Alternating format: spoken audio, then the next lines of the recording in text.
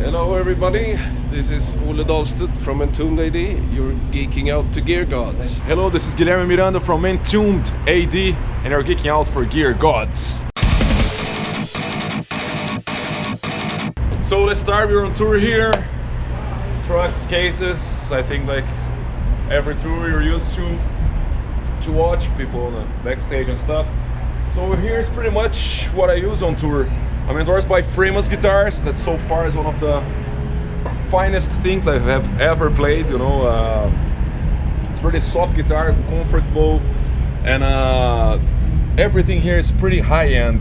We're talking about the real of the real deal when we talk about guitars. You know, best woods. You know, we use one full piece mahogany and ebony fretboard and stuff like that. I have this Flying V for this tour, and I have one exclusive model that is being built for me. I'll get it in Europe maybe in 1 month. So this guitar here especially has the MGs. There are the active pickups. Usually I always go on the road with a guitar with AMG and one with passive pickups because I like to mix their sound and to have fun on the road with it. And yeah, so frameless guitars is the finest of the finest guitars you can ever have. They're really worth what they cost, so go for it. I highly recommend frameless guitars. I use usually Dunlop pickups, 1mm or 2mm, actually whatever, because I'm pretty much playing on whatever I have, so I don't care about it. As far as I warm up a little bit, I'm cool with it. I use this hybrid Ernie Ball strings, the slinky ones, the green pack. I used it from 10 to 056, so it's a mix, it's a hybrid string, so I use it like the 7th string, but I take out the G one, so if you know what I mean, the third or the 4th string, I don't know. So I use it pretty much like this from 10 to 056, and we really play straight old school death metal, so usually I don't have that much things, you know. I like to be as straight as possible, so when I think about music I think about the path that you make on your sound, like the line you're using, yeah, from the guitar into the amplifier. So in most of the situations the problem is between the guitar and the amplifier and not on the gear, but so I try to use it as simple as possible. I'm using the Laboga Mr. Hector amplifier. This is an amplifier that I use for years now. I have a really good deal with them. They're from Wrocław, Poland, and I used this amplifier for 4 years and 4 or 5 years, man, and I've been on the roads since with it, like compulsively, and it's an amplifier that's really made for the road. It's, you know, he really can do it. From a van to a Nyliner, and I flew with this amplifier to South America and nothing happened so far, so I highly recommend it. It's a really cool amplifier. You have 3 channels, you have 1 clean channel and 2 distortion one. It's a really great high gain amplifier with the real tube sound. They have some Russian tubes if I'm not wrong. And the way I use it, it really depends. You know, usually I put all the gain, I try to push all the gain from the tubes, run them up. You have 2 options here. You can use 50 watts and 100 watts. Usually I use 100 watts. Most of people like to use 50. I use 100 and I let it warm a little bit more. You can use diode or tube. Usually I use tube. And you have a cool clean channel, and then here you have the foot switch that's pretty simple. Here you change the channels, and here you activate the other distortion channel, which is really cool because I can use it as a booster for solos or whatever if you want to make something different. Usually for Entombed tours I push a little bit more on the mid-range just to have that is the characteristic sound of the band, and it's pretty much like this, man. I don't have any fancy or high strict recommendations for this. Of course you equalize on the way that you like to hear your own sound, the way you feel good about it. So this Laboga Mr. Hector, really cool amplifier, you should check it out, contact them. Here I use my DL David Laboga cables, that it's a different company. It's DL David Laboga cables. They're from Poland as well, and I'm endorsed by these cables for I think for 4 years now, 3 or 4 years too. And it's fucking cool that this cable here, I think I have it for was my first cable that I got from them. Most probably, yeah, here it's a little bit raised because I used a lot this cable in a lot of festivals, a lot of places. I've toured, I don't know, 40 countries with this cable, and man, it's 4 years that I have it. I'm still using it and no problem. As I said, I really think on the way of the sound. And these cables, they have a really cool selective sound that give me all the frequencies in a really good and strict way, especially when you use high gain for metal, death metal, thrash metal. And I really get the real sound that I want with these cables. I never have any problem, and then it fix a lot of small problems for my live performance, because every time I have a problem, I really trust my cables, and I really know that it's not the cables. So most probably maybe it's the power outlet or something on the guitar. And but this gear that I'm using, the cables, the amplifier, and this guitar, I really trust on them. So I'm getting really spoiled because I never have problems on stage. You know, I'm not breaking strings. The amplifier is always working, and these cables, they're lifetime warranty, so I trust them as fuck. And this is the new line that they have now with the golden plugs and shit like that. I received this for this tour, and it's working perfectly. I'm using it directly on my guitar on stage. And pretty much I plug all these cables, and I use the El Laboga patch cables. And this is the real deal, because as I say, I really think about on the line of the sound. If you trust on what you have, and these small cables, if they break, you get a shitty sound and you're fucked up for the whole gig. So I really trust on these ones, and I just let them plug, and I use this fancy box here to carry everything. So I pretty much don't take care with fancy cases and stuff. I just throw it, and I never had problems, so it's working. And then I just use these polytunes. These are normal, really cool and accurate tuner. The classic of the classic noise suppressor that I don't know, I think 10 on every 10 guitarists know what this pedal is all about. Of course, you cut some noise. And the heavy metal, the Boss Heavy Metal HM2, that is the classic Swedish death metal sound that you can only play Swedish death metal with this, I think, on the way of the sound we're doing. So this is pretty much what I use. Sometimes I throw on a wah-wah pedal, a Crybaby or something, but on this tour I was too lazy to carry it out because there's a lot of concerts in a row, so I'm just trying to go as simple as possible. And well, it's pretty much that's it. Hey everybody, how you doing? This is Nico Elstrand from Entombed A.D. We're here in Chicago with Amon Amarth and Exporters on tour, having a blast. Been invited by you guys at Gear God to do this. Very happy to do it. So today we have from just Christmas box. Not a whole lot of gear, I'm afraid. So I guess I'm a gear slave still. 2 cables from DL, David Laboga. Polytuner, TC Electronics. And then from this guitar, Framus, EMG, all stock, Wolf Hoffman Flying V.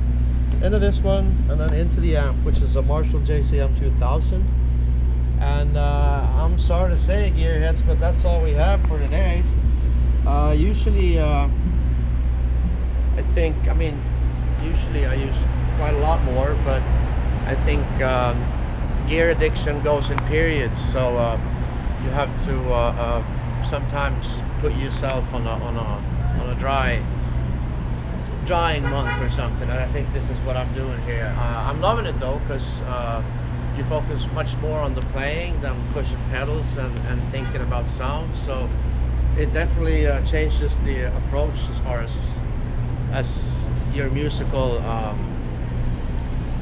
attitude towards it, for good and for worse. So I'll probably, next time you see me, I'll probably be having, like, you know, hopefully at least 2 of these, so we'll have some more to talk about. But for now, this is all I have. Thank you, and out. Gear God.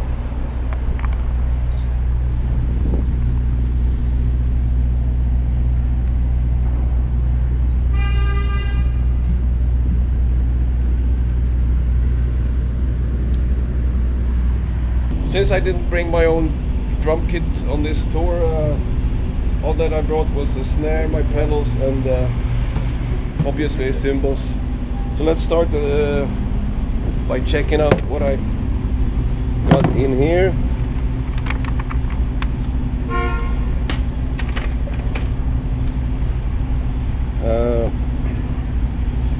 This is just the normal K-Zillion hi-hat, really fast, lot of top edge, which is nice. Cuts through the heavy music we play, and I find that many metal bands play like rides that are, for example, I usually play the Zillion hybrid ride, but for this tour I wanted something more thrashy, so I went for just a simple K ride, and it doesn't really cut through the music like I wish to, but I just add some in the monitor from the overhead mics, and it works really good. But this one surely does. All K cymbals. Let me just put these away, and I use the same crashes too. Dark crash, 16, 17, and in a minute I'll show you the 19.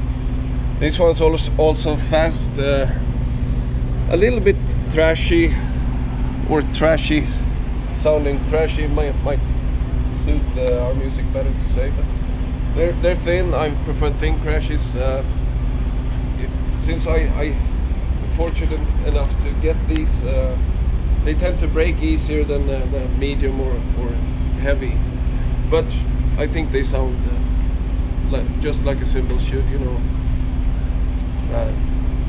The crash, the sound of a good old crash. This is it. Whoop.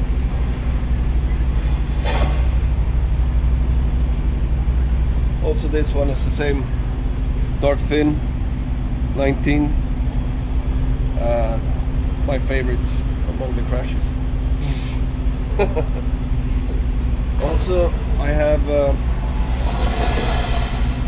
I've used the China for a while, but this is one of my favorite Zillion cymbals. It's the Crash of Doom, 20-inch. It's a mixture, basically a mixture between a China and a Crash. It's more soft than a China and more doomy than a normal Crash. It works really well. I use it as an effect cymbal more than a normal Crash, but it doesn't have that edgy China thing to it. It's softer. Recommendation. Well, that's about it for cymbals. That's what I use. Let's check out my old snare. This is my old friend. It's a Ludwig Supraphonic. 70s, I don't know which year. I could probably find out. 78 maybe. I'm not good at reading those numbers, but that's what I use. You see, it's all rusty. It's been with me for a long time. I also had to fix these. But the really good thing about this one, I find, is the snare mechanism. It has this. This is what orchestra drummers use, and having this go all the way out to the edge makes the snare respond. Like, even if I hit it really loose, which I don't really, but it's a really it answers to everything, and it's really like sensitive to what you do, and I prefer that. Also, it's good smack, good splash to it. Good snare.